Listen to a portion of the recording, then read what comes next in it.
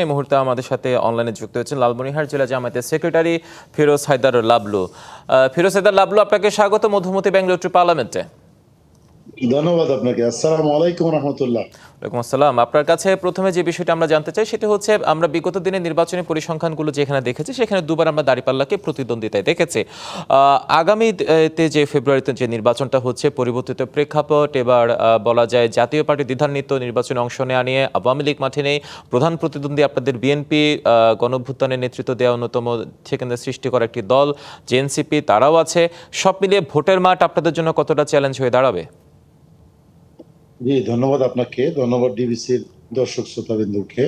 আপনি জানেন যে বিগত নির্বাচনগুলো আপনি যে পরিসংখ্যান দিয়েছেন, সর্বশেষ 2001 সাল, এই 2001 সালের নির্বাচনটা হয়েছিল জোটবদ্ধভাবে।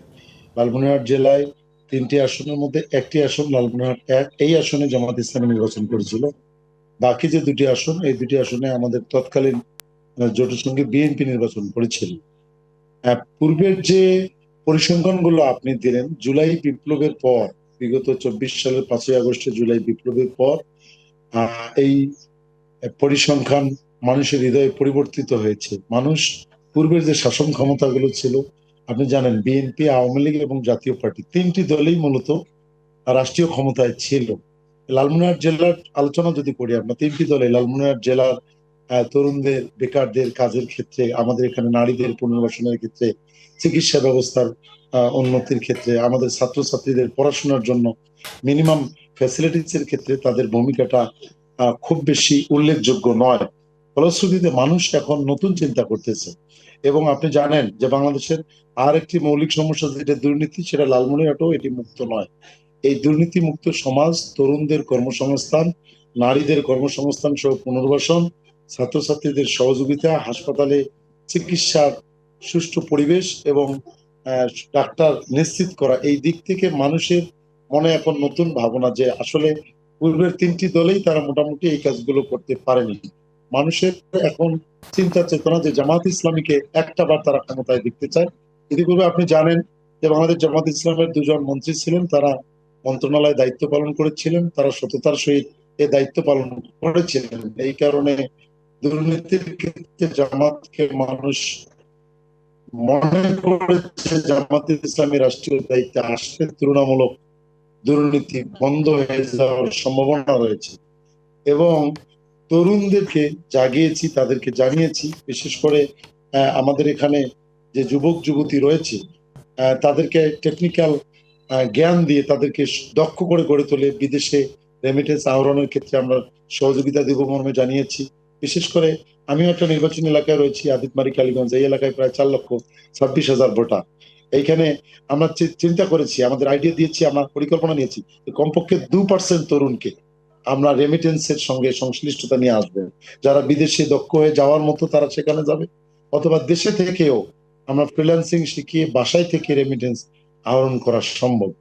সুতরাং আমরা মনে করি যে পূর্বের যে কোনো পরিসংখ্যান আগামী নির্বাচনে, বিশেষ করে তরুণ সমাজ এবং সাধারণ মানুষ এটার পরিবর্তন নিয়ে আসবে। এবং আগামী দিনে লালমনিরহাট জেলার 3টি আসনেই বাংলাদেশ জামাত ইসলামী দাঁড়িপাল্লা মার্কা বিজয়ের জন্য মানুষ উন্মুখ হয়ে রয়েছে, ভোটদানের জন্য মানুষ উন্মুখ হয়ে রয়েছে। সবাই পরিবর্তন চায়, পূর্বের সবাইকে দেখা শেষ হয়েছে, সকলের হৃদয়ে একটি আকুতি। আমরা গ্রামে গঞ্জে যাচ্ছি, একেবারে বাড়িতে যাচ্ছি, পাড়ায় পাড়ায় যাচ্ছি, হাট বাজার সহ সকল জায়গায় নারীদের মনেও এবং সকল পেশা শ্রেণীর মানুষের মনে একটি কথা যে আমরা অর্থাৎ সবাইকে সবার দেখা কাছে শেষ। আপনারা পৌঁছানোর চেষ্টা করছেন। আপনার কাছে আমার সবশেষ আরেকটি প্রশ্ন আছে, সেটা হচ্ছে জামায়াত ইসলামী, যেটাকে আমরা অনেকে ধর্মীয় অনুশাসন ভিত্তিক একটি দল, সেই জায়গায় অন্য ধর্মের জন্য আপনারা একটা প্লেস করে করেছেন অমুসলিম শাখা। সেখানে আপনাদের একজন প্রার্থী যেটা বললো, দেখলাম যে তারা যদি জামায়াত ইসলামের ক্ষমতায় আসে, দুর্গাপূজায় নিরাপত্তার কোনো ঘাটতি থাকবে না, তারা নিজেরাই পাহারা দিবে। সেই জায়গায় আপনারা যে অমুসলিম শাখা করেছেন তাদের কাছে কতটুকু পৌঁছাতে পেরেছেন? আরেকটি নারীবান্ধব নীতির কথা আপনারা বলছেন, সেই নীতির জায়গায় আসলে আপনারা কতটুকু কথার সাথে কাজের মিল রাখতে পারবেন বলে মনে করছেন? জি, ধন্যবাদ আপনাকে। আপনি জানেন যে অমুসলিম শাখা বাংলাদেশ জামাত ইসলামীর যে কোনো ধর্মের লোক বাংলাদেশ জামাত ইসলামীর সদস্য হওয়ার সুযোগ রয়েছে। রাজনৈতিক এবং অর্থনৈতিক চিন্তার সঙ্গে যদি কেউ একমত পোষণ করে, তিনি বাংলাদেশ জামাত ইসলামীর সদস্য হতে পারবে। আমাদের মঞ্চে এখন সনাতন ধর্মের ভাইয়েরা আসতেছে, তারা রিয়েলাইজ করেছে যে আসলেই এতদিন যে জুজুগুড়ির ভয় দেখানো হয়েছিল, এতদিন যে জামাত সম্পর্কে প্রোপাগান্ডা হিন্দু সমাজে সনাতন ধর্মের ভাইদের কাছে ছড়ানো হয়েছিল, তারা নিজেরাই এসে এখন বলতেছে যে গত 53 বছরে স্বাধীনতার পর কোনো অবস্থায় কোনো অন্যায় হয়নি এবং কোনো জুলুমের শিকার তারা জামাতের পক্ষ থেকে হয়নি।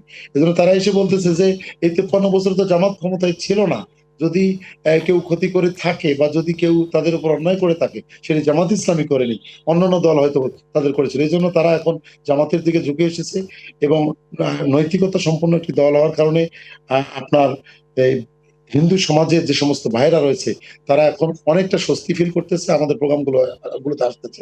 আমরা জানাতে চাই যে আগামী দিনে বাংলাদেশ একটি এমন বাংলাদেশ হবে, জামাত ইসলামের আমির জামাত ঘোষণা দিয়েছে এটি মানবিক বাংলাদেশ, ধর্মের ভিত্তিতে নাগরিক কোনো অধিকার থাকবে না।